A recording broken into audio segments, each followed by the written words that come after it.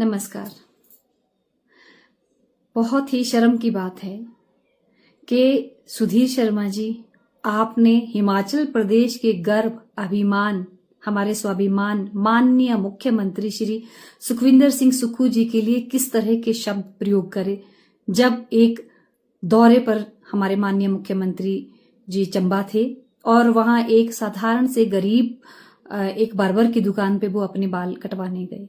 उस पे आपने किस तरह की एक भद्दी टिप्पणी की है, बहुत ही शर्मनाक है। आप इस बात को भी भूल गए कि आप भी एक सम्मानजनक पद पे हैं।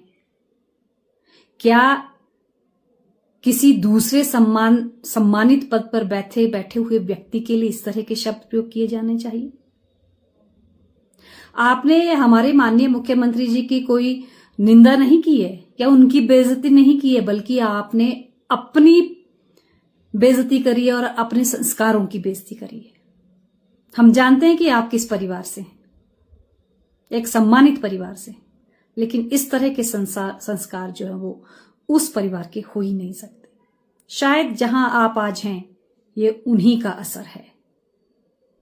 और सबसे बड़ी बात एक और, हमारे माननीय मुख्यमंत्री श्री सुखविंदर सिंह सुक्खू जी एक साधारण से गरीब से छोटी सी बार्बर की दुकान पे अपने बाल कटवाने गए, जिससे कि उसकी हौसला अफजाई हो गई और साधारण लोगों को उससे हौसला अफजाई हुई। लेकिन लगता है आपकी नजरों में ये गरीब लोग जो हम जैसे साधन संपन्न नहीं हैं, छोटी दुकानें हैं, छोटा व्यापार है, आपके लिए वो इंसान ही नहीं है। शायद आप उनको इंसान ही नहीं समझते, लेकिन वोट के लिए तो वो सब अच्छे होते हैं। उनके वोट की भी उतनी वैल्यू है जितने एक अमीर इंसान के वोट की वैल्यू है। माननीय मुख्यमंत्री गरीब परिवार के हितैषी हैं, आम जनता के हितैषी हैं, उनके लिए अपने को उनका नुमाइंदा मानते हैं। लेकिन आपकी बात ने यह एहसास करवा दिया कि अगर आप एक साधारण से परिवार से जुड़ी हुई किसी भी दुकान पर आप अगर जाते हैं, सामान खरीदते हैं या बैठते हैं, तो वो आपके लिए अपमानजनक बात है, हैरानी की बात है।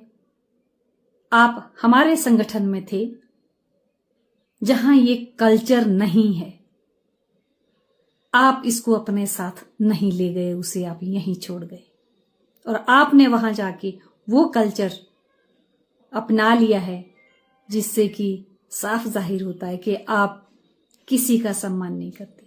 माननीय मुख्यमंत्री जी के लिए जो आपने शब्द कहे हैं उन्हें वापस लीजिए और पूरे हिमाचल प्रदेश से माफी मांगिए। सुधीर शर्मा जी, ये बहुत ही गलत, और शायद इन शब्दों को कह के अब आपकी अंतरात्मा भी अब आपको कचोट रही होगी। धन्यवाद हिमाचल की जनता।